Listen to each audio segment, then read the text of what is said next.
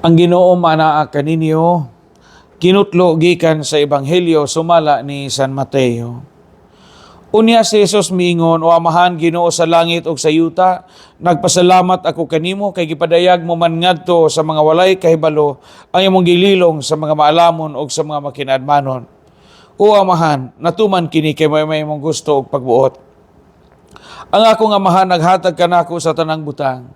Walay nakaila sa anak gawas sa Amahan, ug walay nakaila sa Amahan gawas sa anak, ug ato mga tawo nga buot sa anak nga makaila sa Amahan." Ang Ebanghelyo sa Ginoo. Malipayong adlaw nga Miyerkules kaninyong tanan, Hulyo 15, tunga-tunga na kita ninyo ang bulan sa Hulyo, paspas kayo ang pagdagan sa panahon. Mga igsuon tingali, nakadungog kamo anang sala nga gitawag og intellectual pride. Kadungog man intellectual pride. Kinsa man o unsa may porma ang mga tao nga gahambin og intellectual pride. Kana mga tao nga gatuo nga sila ray kahibaw. Kana mga tao nga gatuo nga sila ray dunay kaalam. Kana mga tao nga gatuo nga sila ray genius. O kana mga tao nga ila rang hunahuna para nila ang the best. Muna mga tao nga na ay sala nga gitawag o pagbati nga gitawag og intellectual pride. Ang mga tao nga proud intellectually, lisod na kay di na magug kamaminaw gikan sa mga tao nga para nila ubos og panglantaw. Muna nahitabo sa Ebanghelyo karon, ingon atong Ginoong Jesucristo, "Thank you, Father. Salamat, Amahan, kay ngano gipadayag mo man ngadto sa mga walay kahibalo ang imong gililong sa mga maalamon ug makinaadmanon."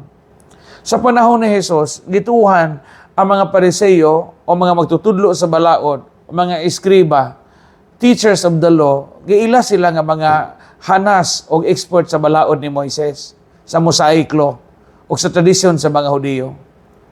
Pero sila mismo wa makakita sa pinakadakong kaalam o bahandi nga naon ta nila ang Dios nga nagpakatao.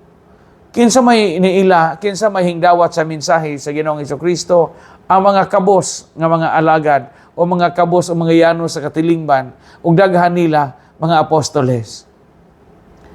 Sa atong kinabuhi baya, daghang mga tawo nga hambugiro, mugigamit nila ang kalantib sa ilang hibang kaagan aron di na sila maminaw sa uban. Daghang mga tawo nga di na mosimba, di na mo tahod o Ginoo tungod sa ilang ka-bright. Pero wa ba yan na magpasabot nga og bright ka, lantip imo sa labutan, manggialamon ka. Dili tanang bright nga wise. Dili tanang learned, full of wisdom. Kay timan inay mga tao nga wa makaeskwela, pero manggialamon sa ilang kinabuhi. Dili tanang magtiayon nga degree holders, hinglon ta ilang kaminihoon. Daghang mga magtiayon nga kabos, illiterate, wa kaeskwela ang banag asawa, nakaabot sila golden years in marriage. Mga igsuon, maningkamot kita nga di ta makasala, di ta maghambin anong gitawag o intellectual pride. Kaya mao ni atong bation kanunay, mao ni hambino nato kanunay, di ta kakita sa kaalam, ang tinuod nga kaalam nga mao ang Dios mismo. Ang Dios mao ang tinuod nga tuboran sa kaalam, o kung wala ang Dios, wa kitay kahibalo o wa kitay kaalam. Mao nga ayaw gyud pagbaton ining maong batasan kining gitawag og intellectual pride. Kay mao nay sala sa mga manggialamon panahon ni Jesus nga mo'y nakababag nila pag-ila sa Ginoo nga nagpakatao ug sa grasya sa kaluwasan nga may abot sa ilang kinabuhi. Amen.